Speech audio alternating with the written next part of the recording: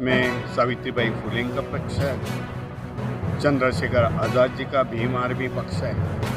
उनके साथ एक बहुजन आघाड़ी हम लोग निर्मित करेंगे और निर्मित के साथ आने वाले चुनाव हम लोग लड़ेंगे। ऐसा समझा जाए कि बहुजन समाज पार्टी के अलावा एक और दल जो है वो आपके नेतृत्व में चुनाव लड़ेगा।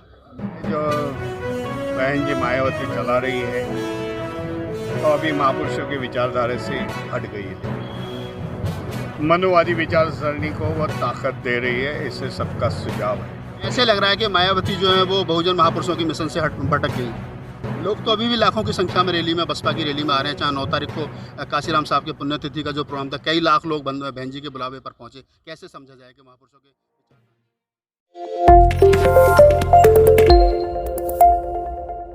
जय भीम नमो बुद्धाय। दोस्तों, मैं राहुल नागपाल और आप देख रहे हैं राहुल लाइव 85। मैं हूं रानी झांसी रोड, डॉक्टर अंबेडकर भवन, दिल्ली। आज यहां पर डॉक्टर बी आर अम्बेडकर द्वारा स्थापित समता सैनिक दल का एकीकरण का प्रोग्राम था। समता सैनिक दल देश भर में जितने टुकड़ों में काम कर रहा है उनको इकट्ठा करके एक मंच पर लाने का आज यहाँ एक प्रोग्राम रखा गया था, जिसमें मुख्य अतिथि के रूप में बाबा साहब डॉक्टर बी आर अम्बेडकर के पौत्र भीमराव यशवंतराव अम्बेडकर मौजूद थे। उनकी स्पीच हुई और स्पीच में बहुत सारे सवाल उन्होंने जो है वो खड़े किए हैं। मैं मुबारकबाद देता हूं कि समता सैनिक दल एक मंच पर आए और समता, बंधुता, मैत्री, करुणा की लड़ाई जो है वो उस मुल्क में लड़े। लेकिन जो सवाल खड़े किए उन पर बात कर लेते हैं। अम्बेडकर साहब, बड़ा सवाल आपने कहा कि हम उत्तर प्रदेश की राजनीति में बदलाव करेंगे, क्या कमी दिख रही है? आने वाले उत्तर प्रदेश के चुनाव में हम भारतीय रिपब्लिकन पक्ष, संविधान को मानने वाले पक्ष सभी, जिसमें सावित्रीबाई फुले का पक्ष है, चंद्रशेखर आज़ाद जी का भीम आर्मी पक्ष है और कई पक्षों के साथ आने वाले कुछ दिनों में हम लोग बातचीत कर रहे। उनके साथ एक बहुजन आघाड़ी हम लोग निर्मित करेंगे और निर्मित के साथ आने वाले चुनाव हम लोग लड़ेंगे। ऐसा समझा जाए कि बहुजन समाज पार्टी के अलावा एक और दल जो है वो आपके नेतृत्व में चुनाव लड़ेगा। बहुजन जो पक्ष है, जो बहन जी मायावती चला रही है तो अभी महापुरुषों की विचारधारा से हट गई है, मनुवादी विचारसरणी को वो ताकत दे रही है, इससे सबका सुझाव है। भाई, सबने मान्यता मिली है कि ये ऐसा ऐसा काम चल रहा है।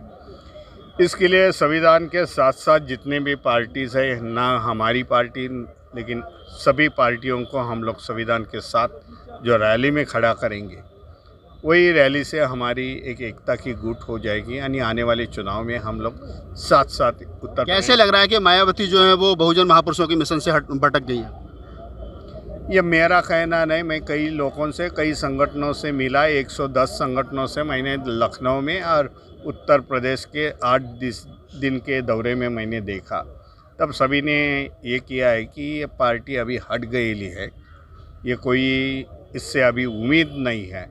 लोग तो अभी भी लाखों की संख्या में रैली में, बसपा की रैली में आ रहे हैं। चाहे 9 तारीख को काशीराम साहब के पुण्यतिथि का जो प्रोग्राम था, कई लाख लोग बहन जी के बुलावे पर पहुंचे। कैसे समझा जाए कि महापुरुषों के विचारधारा से बसपा हट गई है? वो बहन जी के लिए नहीं, बसपा के लिए नहीं, वो मान्यवर काशीराम को अभिवादन करने के लिए वहाँ इकट्ठे हुए थे। आप कह रहे हैं कि वो मान्यवर साहब काशीराम को अभिवादन करने के लिए इकट्ठे। अभी आपने कहा था कि हम चंद्रशेखर के हाथों में जो बागडोर को सौंपना चाहते हैं। चंद्रशेखर पर आरोप लगे हैं कि वो बीजेपी और मनुवादी पार्टियों से फंडिंग लेकर के बसपा को कमजोर करने के लिए चुनाव लड़ रहे हैं। ऐसा मुझे तो नहीं लग रहा है भाई। ऐसा आपको नहीं लगा? महाराष्ट्र में खासतौर से अगर मैं बात करूं तो बाबा साहब डॉक्टर बी आर अम्बेडकर की, चाहे तो आरपीआई, वो कई टुकड़ों में बट गई। समता सैनिक दल कई टुकड़ों में बट गया। भारतीय बौद्ध महासभा कई टुकड़ों में बट गई। आप वहां पर कामयाब नहीं हो पाए इकट्ठा करने में। आपको लगता है कि उत्तर प्रदेश में कामयाब हो पाओगे? महाराष्ट्र में अभी आरपीआई बची हुई नहीं है। जो रामदास आठवले की तुम बात करते होगे, वो आरपीआई बची हुई नहीं। आपको नहीं लगता कि आपको महाराष्ट्र में काम करना चाहिए? वंचित बहुजन आघाड़ी उधर काफ़ी संख्या से आई है। जो जिला परिषद हो गई, वहाँ हम लोग अकोला, बुल्डाना, वाशिम में हमारी पार्टी के साथ है। जो जिला परिषद हमारी सत्ता है, हमारे को नहीं लगता है भाई हम लोग महाराष्ट्र में सीमित रहे। दुनिया की मांग है, उत्तर प्रदेश के लोगों की मांग है, भाई यहाँ आ जाओ और नेतृत्व। उत्तर भारत में राजरत्न अम्बेडकर ये प्रचार कर रहे हैं कि वो बाबा साहब के पोते हैं और उनको लोग सराखों पर बिठा रहे हैं, उन पर फूल बरसा रहे हैं। आप ये कैसे स्थापित करोगे कि आप भी बाबा साहब के पोते हो, वो भी बाबा साहब के पोते हैं? आप दोनों में संगठन, ये कैसे नारा दोगे आप संगठित हैं? उसके बारे में मैं बोलना नहीं चाहता है। लोगों ने समझ लेना चाहिए भाई, बाबा साहब की वंशावली निकाल डालो और देखो भाई कौन किधर खड़ा है करके। नहीं सर, चलते चलते एक सवाल और, क्या राजरत्न अम्बेडकर ये कह रहे हैं कि मैं भारतीय बौद्ध महासभा का राष्ट्रीय अध्यक्ष हूँ, इधर आप भी कह रहे हैं कि मैं भी भारतीय बौद्ध महासभा का राष्ट्रीय अध्यक्ष हूँ, समाज किसको स्वीकार करे, आपको या राजरत्न अम्बेडकर को? भाई जो बोलने वाले हैं उसको बोलो भाई कोर्ट कचहरी की कॉपी लाए, जजमेंट की कॉपी लाए, हमें दिखाए। आपको नहीं लगता कि आपने आने में देरी कर दी उत्तर भारत में? नहीं कुछ नहीं, मेरा संगठन काफ़ी संगठन है। लोग जो भारतीय बौद्ध महासभा का जो नाम लेके चलते हैं वो खाली अकेले है, हमारा काफ़ी संगठन है उत्तर भारत में है।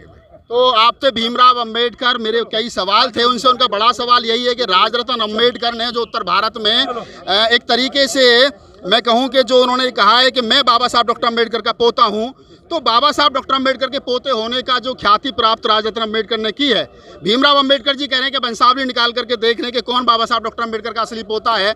जब बाबा साहब डॉक्टर अंबेडकर के ब्लड से संबंधित लोग ही एक मंच पर नहीं हैं, राजरत्न अंबेडकर और भीमराव अंबेडकर दोनों में गुटबाजी है, ऐसे में कैसे समझा जा सकता है कि लोग कहें कि आप संगठित रहिए, क्योंकि संगठित होने का नारा देने वाले लोग, उनके बच्चे आपस में बिखरे हुए हैं, तो ऐसे में कैसे संभावना? मैं राहुल नागपाल।